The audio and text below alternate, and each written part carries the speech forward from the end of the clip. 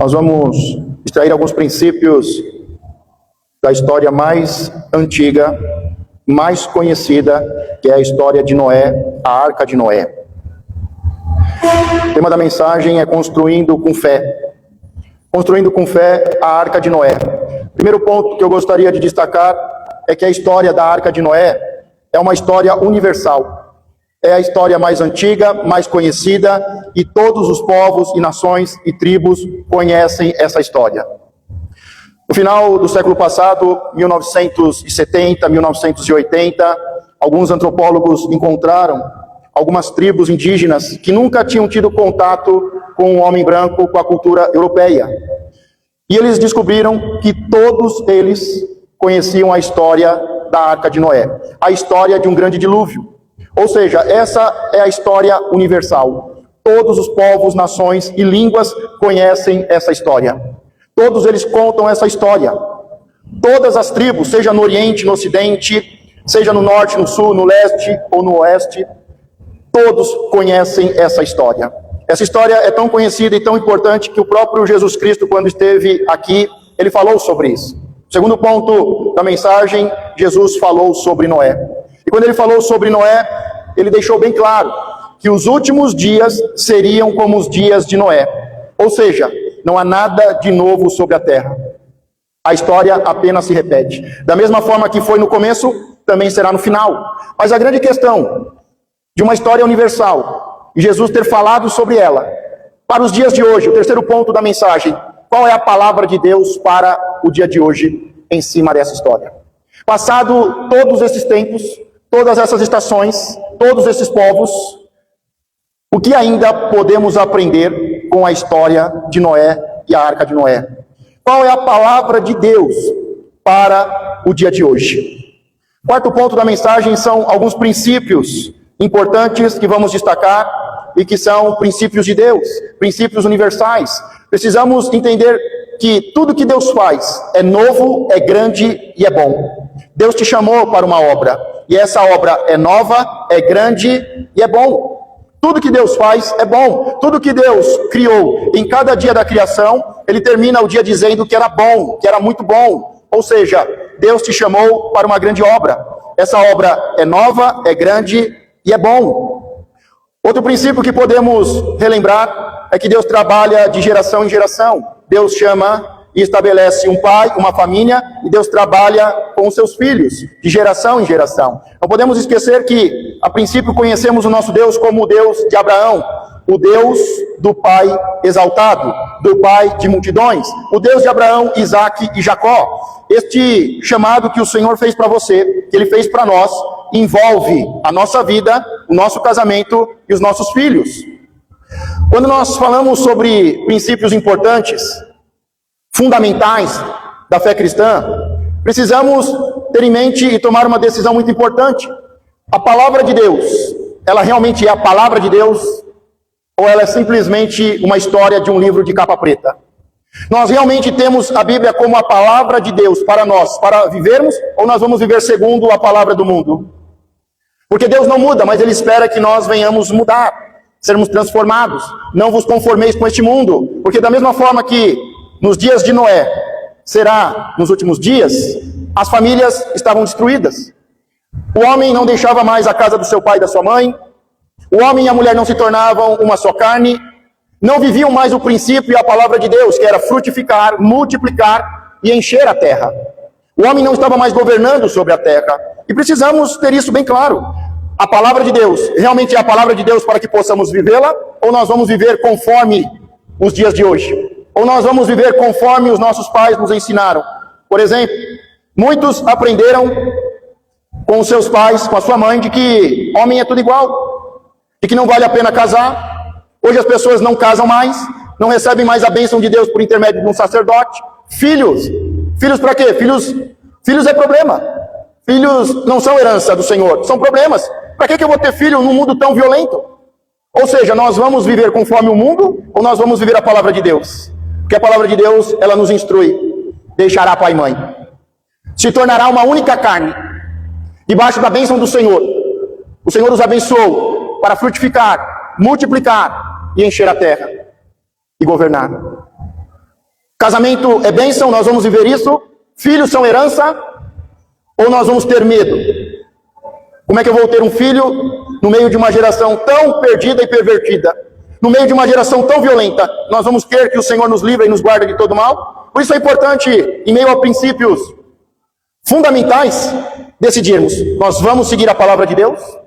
O que está registrado neste livro verdadeiramente é a palavra de Deus, é a vontade de Deus para mim e a minha casa, ou eu vou viver conforme o mundo está vivendo? Porque da mesma forma que Jesus diz, os últimos dias serão como nos dias de Noé, e ele continua e ele fala sobre Sodoma e Gomorra, ele fala sobre o relacionamento, ele fala sobre a família, ele fala sobre comportamento, ele fala sobre perversidade, e nós precisamos decidir isso. É uma história universal. Jesus falou sobre Noé. Qual é a palavra de Deus para hoje? Princípios importantes. Tudo que Deus faz, cria ou recria, é novo, é grande e é bom. E nós precisamos estabelecer a palavra de Deus como nosso fundamento. Deus, ele chama uma pessoa, um homem e uma mulher, um macho e uma fêmea, para que possa frutificar, multiplicar e encher a terra e governar. Que venha o teu reino. Deus é Deus de Abraão, Isaque e Jacó, de Israel, é um Deus de gerações. O próprio Jesus Cristo, quando for apresentado no Novo Testamento, ele é apresentado por intermédio da genealogia, porque Deus é um Deus de família. Ele chamou um pai exaltado e ele o estabeleceu como pai de multidões. Outro princípio importante é que Deus achou graça em meio a uma geração pervertida. Deus olha e encontra graça em Noé.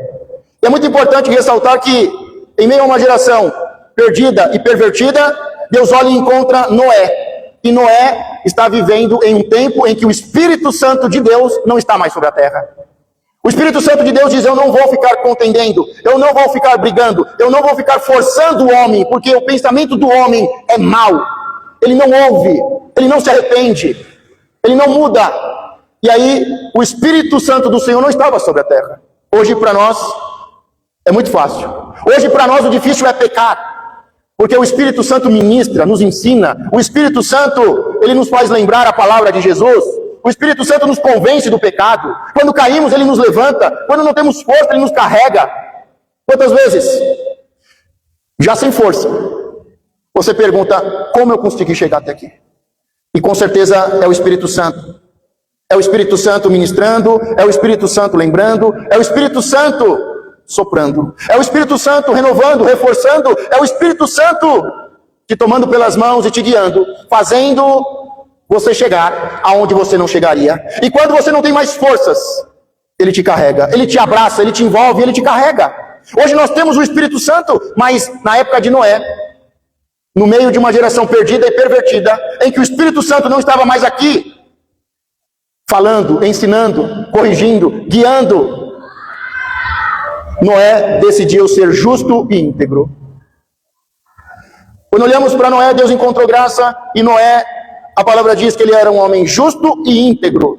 Ou seja, ele cumpre a justiça de Deus, e ele é íntegro, ele é inteiro, ele anda com Deus. Isso me faz lembrar no livro de Jó, quando Satanás sobe aos céus, porque Deus assim o convocou, e ele sobe aos céus e Deus diz: você viu o meu servo Jó?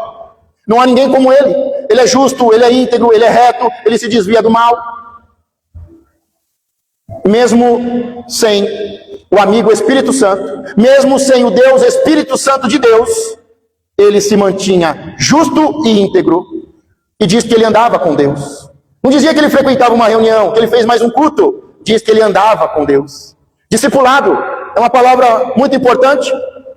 E é bem simples. Se nós trabalharmos a palavra discipulado, discípulo é descer e estar do lado, é andar lado a lado. E diz que Noé andava com Deus lado a lado. Fala-se muito da fé de Noé, mas nós sabemos que a fé sem obras é morta. Ou seja, ele tem uma fé verdadeira, ele tem uma obra. Deus chamou ele para edificar, para construir uma arca. Muito se fala da fé de Noé, mas o que mais me chama a atenção não é a fé de Noé, é a fé da mulher e dos filhos de Noé. Porque quando Deus fala pessoalmente com você, Deus fala, Deus dá uma direção, Deus fala: eu vou fazer um pacto com você e a sua casa. Você precisa construir uma arca para você e a sua família serem salvos. E essa arca deve ser com tal madeira, coberta por dentro e fora com betume. Essa arca tem que ter as medidas, os comprimentos, a largura, a altura. Essa arca, quando Deus fala que vai fazer um pacto, passa todas as instruções do material, das medidas. É fácil você crer e obedecer. Muitas vezes nos prendemos nesse processo pela nossa incapacidade, pela nossa dificuldade, por bloqueios que nós temos. Mas, e alguém que não ouviu a Deus?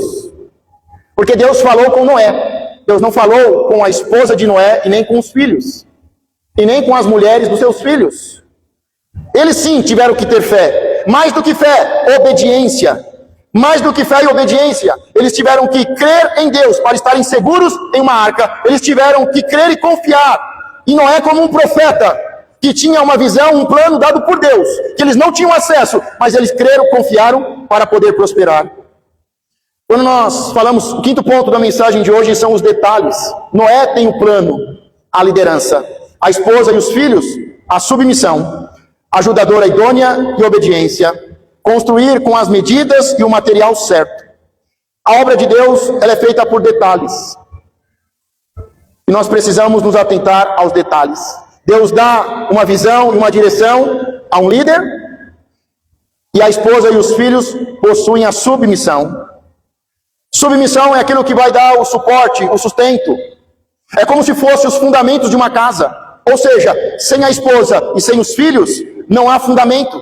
É uma casa que não está firme. Tão importante quanto o líder e a liderança, o plano e a direção de Deus, que Deus dá para uma pessoa, Deus não dá para todo mundo. É o quê? A obediência e a submissão daqueles que ouvem a palavra de Deus. São os detalhes, tudo Deus instruiu com detalhes.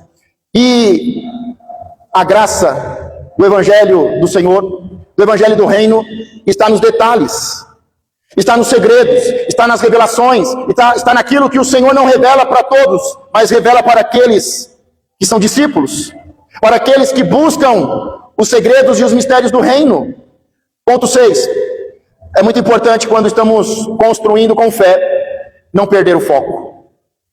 Imagine construir a arca, que o Senhor deixou bem claro. Construa a arca para que você e a sua família se salvem. A construção da arca, assim como a construção, a edificação da igreja hoje, dependemos dela para que possamos ser salvos, eu e a minha casa. Deus deixou bem claro, vai ter um dilúvio, eu vou fazer um pacto com você. Mas você precisa construir, edificar uma arca. E é nessa arca que você e a sua casa, a sua família vai ser salva. Era a construção da arca que garantia a salvação de Noé e a sua família. É a edificação da igreja de Jesus Cristo nos dias de hoje que garante a nossa salvação. Porque Ele não vai vir buscar quem é justo e íntegro. Ele não vai vir buscar quem anda com Ele. Ele não vai vir buscar quem tem graça, quem vive na graça. Ele vai vir buscar a sua igreja. Como Ele veio buscar a arca da aliança, a arca do testemunho, a arca da presença. Ele vai vir buscar a sua igreja. Temos que entender isso. A edificação da igreja é a garantia da salvação minha e da minha casa. E nesse processo que não foi um dia e nem 6 dias, não foi de um dia para o outro, não foi de uma semana para outra, foram anos e anos construindo a arca, indo até a floresta, extraindo madeira, extraindo betume, cortando, lixando, pregando, edificando, cobrindo com betume. Foram anos e anos. E nesse processo de edificar a arca, a igreja do Senhor, não podemos perder o foco. Construir e salvar, esse é o propósito. Fé e paciência. O que os heróis da fé, no livro de Hebreus diz? Que os heróis da fé, os antigos, os heróis da fé, Abel, Noé, Abraão, os heróis da fé, venceram como? Fé e paciência. Então não podemos perder o foco nesse processo. Temos que entender que estamos aqui para edificar a igreja de Jesus Cristo. Estamos aqui para salvar. Estamos aqui para batizar e ensinar. Não podemos perder o foco, porque seria muito fácil Noé com seus filhos começarem a trabalhar, lembrando que eles não eram carpinteiros, eles eram agricultores. Eles estavam trabalhando a terra, eles plantavam a terra, eles tiravam o pão, o seu sustento da terra. Mas o Senhor diz: Agora, ao invés de trabalhar a terra, você vai construir a arca. É algo totalmente diferente, é algo novo, é para algo novo, grande e bom. E eles começam a trabalhar, eles começam a aprender, Deus começa a capacitar, e algo que eles não tinham conhecimento, algo que eles não tinham facilidade, pelo contrário, eles poderiam arrumar 1000 desculpas. Eu não sei, eu nunca fiz isso, é difícil, é muito grande. Eles, ao invés de arrumarem uma desculpa, eles começaram a obedecer. E logo você começa a fazer, você começa a aprender, você começa a se aperfeiçoar, Deus vai capacitando e você vai vendo, eu tenho o dom para fazer isso. E acredito que Noé com os seus filhos, principalmente os seus filhos, tiveram que manter o foco, porque seria muito fácil parar a construção da arca e se tornar um empresário, um empreendedor, um marceneiro, fazer móveis planejados, ganhar muito dinheiro. A maioria das pessoas hoje entram na igreja, a maioria não sabia nem falar, mas aprende. Deus abre oportunidade, ensina, capacita, treina, é mentoreado, é discipulado, e logo, logo, começa a ter dons, e os dons vão se multiplicando, mas no processo ele perde o foco. Ele não entende que o foco, o objetivo é construir e salvar. Ele logo começa a usar os dons que Deus deu, ele começa logo a usar tudo que o Senhor deu, e todo o processo de aprender, de ser treinado, capacitado, discipulado, para ganhar dinheiro. Mas Noé, com a sua família, se mantiveram no foco. A visão é essa, a missão é essa. Se nós mudarmos o objetivo, nós vamos nos perder e seremos destruídos. Quantas pessoas que estão usando os dons que Deus deu estão até prosperando, mas o final é destruição, porque perderam o foco. A igreja faz de tudo, menos batizar e ensinar. A igreja faz de tudo, menos discipular. Nós estamos para edificar e salvar. Sabe, você acha que isso não acontece nos dias de hoje? Como eu disse, Noé e os seus filhos se mantiveram no objetivo. Mas Jesus veio para quebrar esse padrão. Sabe por quê? Porque o povo que tinha uma aliança com Deus, recebeu dons, se tornaram carpinteiros. E o foco deles não era que toda a família fosse abençoada, era ganhar dinheiro. Jesus vem como filho de um carpinteiro para quebrar um padrão e dizer, eu não sou empresário, eu não sou empreendedor. Eu não estou aqui para ganhar dinheiro, eu estou aqui para edificar uma igreja, salvar vidas. Ah, é pecado ganhar dinheiro? É óbvio que não. O pecado está em deixar a visão que Deus nos deu. O pecado está em não se submeter à direção que Deus nos deu. E Jesus, ele nasce como filho de um carpinteiro. De alguém que não está edificando, mas que está ganhando dinheiro com os dons que Deus deu. E o que eu acho mais interessante, e tem um monte de crente, cara de pau, me desculpa a palavra, mas ao invés de focar na visão, que é edificar e salvar vidas, está indo lá aprender como ganhar dinheiro com eles. Você acredita nisso? O que tem de crente indo aprender com aqueles que tiveram uma aliança com o Senhor, que tiveram a primeira aliança, indo lá aprender como ganhar dinheiro, porque eles têm o segredo de como ganhar dinheiro. E os segredos são idolatria, feitiçaria, mamon, cabala, judaísmo. Agora deixa eu te explicar algo. Só tem 2 jeitos de ganhar dinheiro: se trabalhar de forma inteligente e abençoada, e segundo, se for um verdadeiro adorador. Toda adoração vai te trazer prosperidade. Quer que eu te prove? Tanto é que Jesus, ele teve que vencer, quebrar esse padrão. Como filho de carpinteiro, ele disse, eu não vou ser empresário, eu vou ser filho de Deus. Eu sou filho de Deus. E ele deixa a carpintaria para fazer uma visão, para seguir com uma visão. Mas quando nós olhamos Jesus sendo tentado no deserto, Satanás diz para ele, se você prostrado me adorar, adoração dá dinheiro. Se prostrado me adorar, te darei toda a glória dos reinos. Só tem 2 jeitos de você prosperar. Ou é você trabalhando de forma inteligente. E quanto você mais estudar e mais trabalhar, mais você vai ganhar dinheiro de forma inteligente. E quanto mais você adorar, obedecer a Deus, mais Deus vai te prosperar. Quando eles estão no Egito, Faraó dá um decreto. As parteiras, matem os meninos. E elas temeram mais a Deus do que a Faraó. Elas temeram a Faraó, mas temeram mais a Deus do que a Faraó. E elas obedeceram a Deus. E por causa disso, o Faraó deu casas para ela. As parteiras receberam casa. Desobedeceram a Faraó, obedeceram a Deus. E por causa disso, o Faraó deu casa para elas. Toda verdadeira adoração atrai a prosperidade. Seja de Satanás, porque se você prostrado me adorar, eu te darei a glória, as riquezas dos reinos. O apóstolo Jesse sempre fala, você não precisa se esforçar para prosperar. Não tem como andar com Deus, que é dono do ouro e da prata. Não tem como ser discípulo e não prosperar. Mas a grande questão é que nós estamos mais preocupados em fazer um culto do que sermos discipulados. Por isso que há pouca prosperidade e muita miséria. Irmão, sexto ponto, não perca o foco. Use o seu chamado. Use os dons que Deus te deu. Multiplique os dons, os talentos, para fazer a obra de Deus. Não pense só de forma momentânea. Não pense primeiro nas coisas desse mundo. Buscar primeiro o reino de Deus. Sétimo ponto, atualizações.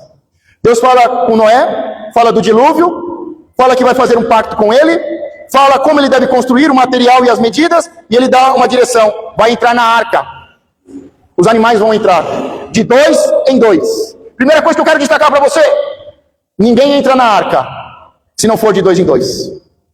Não existe o evangelho do eu. Ninguém entra na arca, ninguém entra no reino de Deus sozinho. Para você entrar, se entra de 2 em 2. Se entra com um discipulador, se entra com um discípulo, se entra de 2 em 2. Mas a gente quer fazer tudo sozinho. A gente não precisa de ninguém. A gente não vive o discipulado. Ninguém entra na arca se não for de 2 em 2. Não existe o evangelho do eu. O evangelho do eu é uma criação do eu, do homem caído. Porque nós somos um só corpo. Jesus nunca mandou ninguém sozinho. Ele sempre mandou de 2 em 2. Porque ninguém entra por uma porta se não for de 2 em 2. Ninguém. Jesus ainda fala com os religiosos e diz a eles: vocês ficam na porta, não entram e não deixam os outros entrarem. Jesus foi lá e, como carpinteiro e como filho de Deus, ele sabia muito sobre madeira e mesa. Ele virou a mesa e colocou todo o lixo para fora. E aí começou a entrar as crianças, os necessitados, os verdadeiros adoradores, e disse que houve uma verdadeira adoração naquele lugar. Quando as pessoas estão na porta, não entram e não deixam o outro entrar. É isso que a religiosidade faz. Nos faz perder o foco. De 2 em 2. Não é bom que o homem esteja só. Nós estamos aqui para irmos de 2 em 2. Nós estamos aqui para edificar e salvar de 2 em 2. Mas nós estamos falando sobre o ponto 7 da mensagem, sobre atualizações. E nós vemos que Deus primeiro diz: vai entrar na arca você e a sua família. Vai entrar na arca você, os seus filhos, a sua esposa e as mulheres dos seus filhos. Ele tinha 3 filhos. E vai entrar de 2 em 2. Só que um pouco à frente, mudou do capítulo 6 para o capítulo 7, tem uma revelação nova. Porque quando Deus chama e diz: eu vou fazer um pacto, você constrói assim, assim, você e a sua família. Você, os seus filhos, a sua mulher e as mulheres dos seus filhos. De 2 em 2. No capítulo seguinte, Deus traz uma palavra nova, uma revelação profunda. Quantas pessoas estão ainda com a mesma palavra? Palavras que Deus deu há 10 anos atrás, há 20 anos atrás. Quantos ainda estão vivendo a palavra do ano passado? Mas Deus faz uma atualização. Deus começa falando: vai entrar de 2 em 2. Mas aí, no capítulo seguinte, tem uma visão, uma revelação, tem uma atualização, uma nova direção. Deus fala: não é? Lembra que eu tinha falado que vai entrar de 2 em 2? Então, mas agora tem o seguinte: tem animais puros e animais imundos. Dos animais puros vai entrar 7 pares, 14 animais. Dos animais imundos vai entrar um par, vai entrar 2 animais, macho e fêmea. A revelação aumentou. Vou te dar outro exemplo, porque é muito importante. Nós vamos falar de uma palavra importante aqui, mas só para retomar, nós já vimos que algo extremamente importante na leitura e na meditação da palavra é nós irmos buscar o texto bíblico que cita pela primeira vez aquela palavra. Por exemplo, bênção. O que é bênção? Eu tenho que ir no primeiro texto que fala sobre bênção, para entender na palavra, no texto e no contexto o que é bênção de Deus. Se eu quero saber sobre profeta, sacerdote, dízimo, se eu quero saber sobre adoração, eu vou no primeiro texto bíblico que tem essa palavra. Por exemplo, adoração não é tocar e cantar. Adoração é sacrificar. A primeira vez que aparece a palavra adoração, Abraão diz: eu e o moço subiremos, adoraremos e voltaremos. Não tem nada a ver com música, não tem nada a ver com igreja. Tem a ver com obediência, com renúncia, com sacrifício, com fé. Ele é o provedor. Deus proverá. Deus proverá o cordeiro. Deus proverá. Só que nós sabemos que Deus chama Abraão e diz: pega o seu único filho, Isaque, e o sacrifica a mim. No dia seguinte, A palavra diz que Abraão acordou bem cedo, chamou Isaac, chamou 2 moços, preparou o jumento e começam a caminhar. Eles caminham 3 dias. Depois de 3 dias, começa a atualização. Porque ninguém que está parado, ninguém que não faz nada, vai ter atualização da visão e da revelação. A primeira palavra é: sacrifica o seu filho para mim, o seu único filho para mim. Abraão acorda cedo, prepara tudo, pega o menino, tem a ajuda dos moços, pega um jumento e começa a caminhar. Depois de 3 dias, Deus diz: a montanha que você deve subir é essa. Suba a montanha e sacrifique-o para mim. Ele sobe a montanha, Isaac vai perguntando: está aqui a madeira, o cutelo, está tudo. Mas cadê o animal? Cadê o cordeiro? E Abraão vai dizendo: Deus proverá. Quando chega lá em cima, ele prepara o holocausto, coloca Isaac, e aí Deus atualiza de novo e diz: não sacrifique o menino. Porque Deus já preparou alguém para tomar o nosso lugar. E ali se vê um cordeiro que foi sacrificado. Deus foi trazendo direção, revelação e visão. Só que no meio do processo foi tendo atualização. Só que tem gente que ainda está na mesma palavra de 20 anos atrás. Deus vai me dar uma casa, pastor. Mas você já foi no banco, você já foi visitar uma casa, você foi em uma imobiliária. Se você não caminhar, Deus não vai mostrar, não vai dizer essa. Temos que nos atualizar. Você vê o quanto Deus foi mudando no processo de adoração? Aqui é a mesma coisa. Primeiro Deus diz: um par de cada animal para reproduzir e encher a terra. No capítulo seguinte, Deus diz: lembra que eu te falei? Um par de cada animal para eles reproduzirem, macho e fêmea, para encher a terra? Então, só que agora, 7 pares de animais limpos. Porque os animais limpos, quando você terminar todo esse processo, os animais limpos servirão para o holocausto como oferta de ação de graça, e eles também servirão de alimento para vocês. Aquilo que era primeiro só para se reproduzir, o limpo para se reproduzir, encher a terra, servir como um instrumento, sacrifício de adoração, de ação de graça a Deus, e para alimentação. E os imundos, apenas para se reproduzir. Lembrando que eram 7 pares de limpos e um par de imundos. Deus está dizendo: vocês vão recomeçar. E aquilo que estava tomado pela imundície, vocês vão começar de forma justa. Vai ter 7 para 1. 7 limpos para 1 imundo. Isso me faz lembrar, os animais imundos me fazem lembrar quando Deus, lá no começo ele diz: de toda árvore comerá, mas da árvore da ciência do bem e do mal não comerá. Sempre vai ter uma ordem, uma direção, uma consequência, uma bênção, uma maldição. Se não existe uma ordem de Deus, se não existe uma direção, pode ter certeza, Deus não está ali. Porque tudo que Deus faz, Deus estabelece um princípio. Ele fez as águas, separou a porção seca da molhada, estabeleceu um princípio. A água vem até aqui, e daqui ela tem que voltar. Tudo que Deus faz, Ele estabelece uma ordem, um princípio. Aonde não há ordem, aonde não há princípio e direção, não existe reino de Deus. Atualizações, precisamos nos atualizar, precisamos avançar. É muito importante saber que pessoas leprosas, debaixo de maldição, elas podem ser curadas, como Miriam, precisa ser separada e tratada. E enquanto Miriam está sendo tratada da lepra, todo o povo está parado. Muitas vezes, para sermos tratados e maldições serem quebradas, precisamos ser tratados e todo mundo espera. Mas em outro momento, nós vemos 10 leprosos que precisam ser libertos, precisam ser curados. E Jesus não falou: fiquem parados. Jesus Cristo disse: vá e se apresente ao sacerdote no templo. E quando eles estavam andando no meio do caminho, eles foram limpos. A praga foi tirada. Então há momentos que nós, para sermos tratados, precisamos ser parados e separados.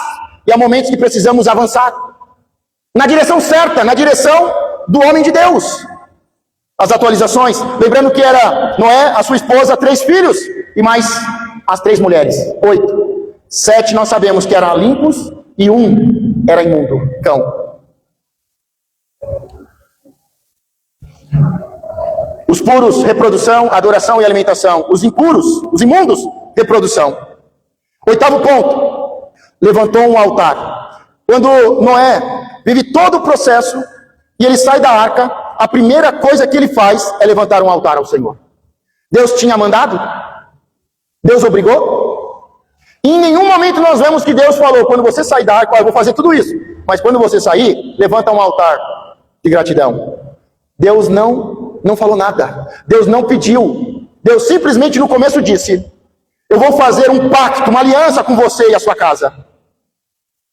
Eu vou fazer um pacto, uma aliança com você e a sua casa. Deus não falou para ele levantar um altar, Deus não falou como levantar um altar, e Deus não falou para ele fazer holocausto, um culto de ação de graça. Mas a primeira coisa que ele faz quando ele sai da arca é levantar um altar, pegar os animais limpos e fazer um holocausto ao Senhor. E quando ele faz isso, diz que subiu um cheiro suave, Deus desce e abençoa ele e os seus filhos. Abençoa os animais e dá uma direção, uma palavra, um princípio.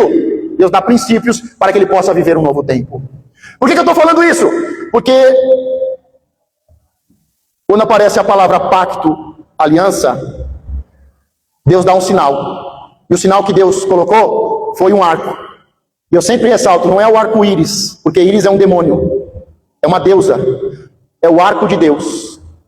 E nós vemos no céu, acima das nuvens que destruíram a terra e toda a carne, nós vemos como aliança de Deus, pacto.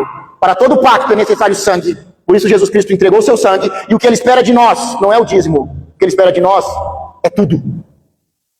Deus nunca pediu dízimo. Deus pediu tudo. O seu coração, a sua vida, tudo. Tudo que você é, tudo que você tem. É isso que Deus pede. Deus não pede dízimo. Então para que é o dízimo? O dízimo é só um sinal.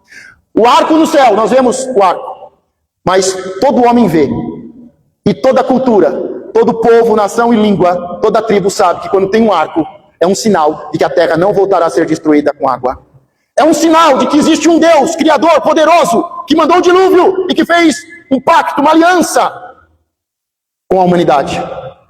Mas todo homem vê o arco nas nuvens. Mas João diz que quando ele subiu ao céu, ele viu o trono de Deus, e em cima do trono de Deus, a outra parte do arco. Porque nós vemos uma parte do arco, mas existe a outra parte do arco. Uma aliança. E toda aliança com Deus, da qual o Senhor libera a sua bênção, está baseado em um altar que ele não pediu, que ele não explicou, mas que é sinal. Que é sinal. O dízimo é só um sinal da nossa fidelidade. Da mesma forma que a minha aliança é só um sinal da minha fidelidade. E da mesma forma que tem coisas que eu só faço para minha esposa e só faço para ela, tem presentes e bênçãos que eu só dou para ela. Da mesma forma é o Senhor. Ele dá pão ao faminto e semente ao semeador. Mas bênçãos ele só dá para aquele que tem uma aliança com ele. Deus só muda o nome, o status, para aquele que tem uma aliança com ele. Tem muita gente justa e íntegra. Tem muita gente que, se a gente olhar, a gente encontra graça. Tem muita gente que a gente vê andando lado a lado com Deus, mas está construindo, está edificando a igreja? Ou o foco é mamão? Tem muita gente que faz culto, mas pouca gente tem aliança. Muita gente comendo migalha, pão e recebendo semente, mas pouca gente que tem bênção. É diferente. Levantou um altar, porque Deus falou que ia fazer um pacto, e Deus é fiel para cumprir.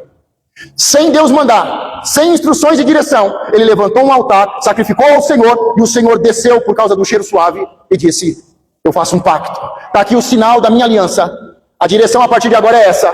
Eu abençoo você e a sua casa. Nono ponto: Deus está no controle. Não se engane. Muitas pessoas querem estar no controle da sua vida, no controle da família, no controle da igreja, no controle do departamento. Quem manda aqui sou eu. Mas na obra de Deus, o controle está nas mãos de Deus. Quem controla, quem manda, quem direciona, quem guia é Deus. Quando Noé termina de construir a arca e entra com a sua família, e eu vou repetir: Noé, os seus filhos, a sua esposa e as mulheres dos seus filhos. Quando eles entram na arca, Noé, está faltando alguma coisa. Não tem o leme, não tem vela, não tem timão, não tem como controlar a obra de Deus. Você entende isso? Se você entregou a sua vida para o Senhor, a nossa vida está nas mãos e o controle está nas mãos do Senhor. É Deus que controla, é Deus que guia, é Deus que conduz. Não tem como querer controlar a obra de Deus. Outra coisa importante: é Deus que fecha a porta. Jesus disse: eu sou a porta, eu sou o caminho, a verdade e a vida. Ninguém vem a mim, o Pai, se não for por intermédio de mim, o Filho. Apocalipse diz: a porta que ele abre, ninguém fecha, e aquele fecha, ninguém abre. E quando Noé entra com a sua família, eu vou repetir, Noé, os filhos, a esposa e as mulheres dos filhos. Quando eles entram, a porta bate atrás. Porque a porta que Deus fecha, ninguém abre. A porta que Deus fechou, ninguém abre. E a porta que Deus abriu, ninguém fecha. Ninguém fecha a porta que Deus abriu. Eu vou repetir, ninguém fecha a porta que Deus abriu. Deus, Ele é Deus na porta que fecha, Ele é Deus na porta que abre, é Deus na tempestade, é Deus no vento suave. É Deus que está no controle de todas as coisas. Deus fechou a porta e não tem timão. Agora eu gostaria que você usasse a sua Bíblia para nós finalizarmos. Abra em Gênesis 6, versículo 18. Antes de você abrir, deixa eu te falar uma coisa importante, que provavelmente você não ouviu em lugar nenhum. A palavra diz que Noé construiu a arca, e em cima da arca tinha uma cobertura. E hoje se fala muito sobre cobertura. Noé constrói a arca, tem uma porta, tem uma janela, e diz que tem uma cobertura. E a cobertura na construção é muito importante, porque dependendo de como você ouve, e Jesus no sermão disse, todos aqui ouvem a mensagem, mas tem dois tipos, tem aquele que ouve e não pratica, ele é tolo, a casa vai cair, quando vier a tempestade, vai cair. Tem aquele que ouve e pratica, esse é prudente, quando vier a tempestade, o dilúvio, a casa vai ficar de pé. Esse vai ser honrado, e esse vai passar vergonha. E se estamos edificando algo, precisamos saber que nessa construção, nessa edificação, nessa igreja do Senhor, tem uma porta. A porta é o Senhor. Existe um caminho, uma verdade, uma vida. Existe um tamanho, existe um material certo. Existem os compartimentos. Havia 3 andares. No Novo Testamento, ele diz, toda a construção com palha, madeira e palha, vai ser queimada. Não serve para nada. Foi construção inútil. A construção tem que ser com pedras. E existe a cobertura da arca. E hoje existe cobertura. Se fala muito isso no discipulado. Mas a arca foi construída e tinha uma cobertura. E ela tem um propósito. Só que chegou um momento em que Noé tirou a cobertura. Depois do dilúvio, depois de todo o processo, no final do processo, diz que Noé tirou a cobertura. Mas para a construção e para a salvação, para passarmos pela tempestade desse mundo, pela grande tribulação, precisamos edificar a igreja. E essa igreja, essa arca, essa igreja tem uma cobertura. O líder é uma cobertura. Mas muitas pessoas não querem, pastor, discipulador, não querem uma cobertura. Ela é necessária por um tempo. Porque depois de toda a construção, edificação, de todo o processo, de toda a tempestade, dilúvio, depois que está terminando, que vai começar um novo tempo, Noé tira a cobertura. A cobertura é necessária por um tempo. Eu lembro que o apóstolo Gerson, durante muito tempo, foi necessária uma cobertura. E como esses pastores e essas coberturas foram boas e importantes, mas chegou uma hora que Deus deu uma direção para o apóstolo: tira a cobertura. Eu vou tirar a cobertura que está sobre você. E tem pessoas que vão viver a vida toda debaixo de uma cobertura. E tem pessoas que em determinado momento, Deus vai tirar a cobertura. Mas é importante você entender sobre cobertura. Ela faz parte, ela é fundamental. Sabe o que a palavra diz? Diz que aqueles que estavam com Noé na arca foram salvos. Não é aqueles que estavam na arca. O texto é bem claro. E aqueles que estavam com Noé na arca foram salvos. Pedro entendeu isso muito bem. Pedro disse, quando muitos foram embora e tiraram a cobertura, Jesus não é mais o meu mestre. Quando a multidão foi embora, Pedro disse, dura essa palavra, porque cobertura tem que ser dura, cobertura tem que ser resistente, cobertura tem que te cobrir de todo mal, de todo dilúvio. E aí Pedro diz para Jesus, dura essa palavra. Jesus disse, você quer ir com eles? Você quer tirar minha cobertura? E Pedro diz, para quem nós iremos? Para quem? Porque eles entenderam que sem Jesus não haveria salvação. E o texto em Gênesis deixa bem claro, aqueles que estavam com Noé e na arca foram salvos. Tem muita gente que está na igreja, mas não vai ser salvo. Sabe por quê? Porque não está com Noé, não está com aquele que Deus deu a liderança. Ele vem e faz um culto, ele vem e fica dividindo. Ele não precisa de pastor, ele não precisa ser discipulado, ele não precisa de cobertura. Ele tirou a cobertura, mas não foi Deus que mandou tirar a cobertura. Eu lembro que quando o apóstolo estava debaixo da cobertura, Foi muito importante, muito útil, aprendeu muito e cresceu muito. Foi muito tratado e rompeu. Mas quando Deus falou para ele tirar a cobertura, irmão, não havia mais limite. O apóstolo cresceu como nunca. O importante é a gente entender os princípios. O importante é a gente entender princípios. Mulher, o seu esposo é cobertura? Igreja, o pastor é cobertura? Você está fazendo um culto ou está sendo discipulado? Porque discipulado significa descer e andar do lado. Mas vamos ao texto para nós encerrarmos. Gênesis 6:18. Leia o texto aí na Bíblia. Leia você com calma.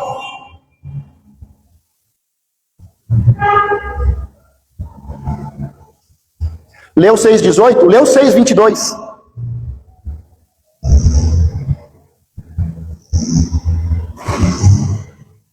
Leu 6:22, agora leu o capítulo 7, versículo 1.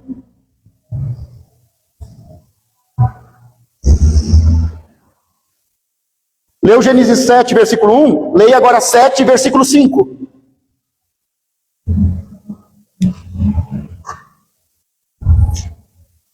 Leia agora Gênesis 7, versículo 7. Gênesis 7, versículo 7.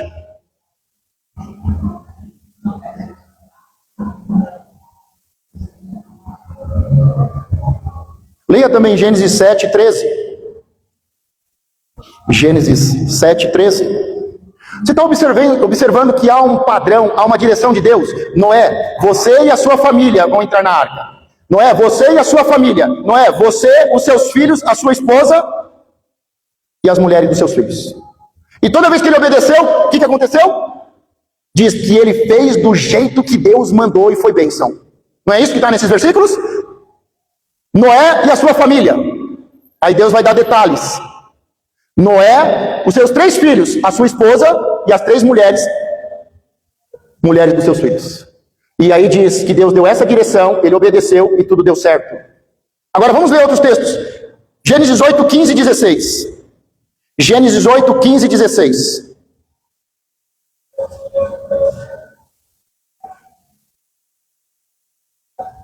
Gênesis 8, 15 e 16. Versículo 15 e 16.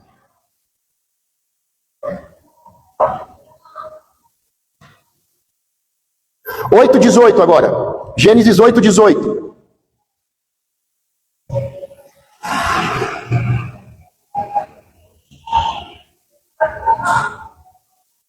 O último agora, Gênesis 9, 1. E aí terminou de ler, pode se colocar de pé.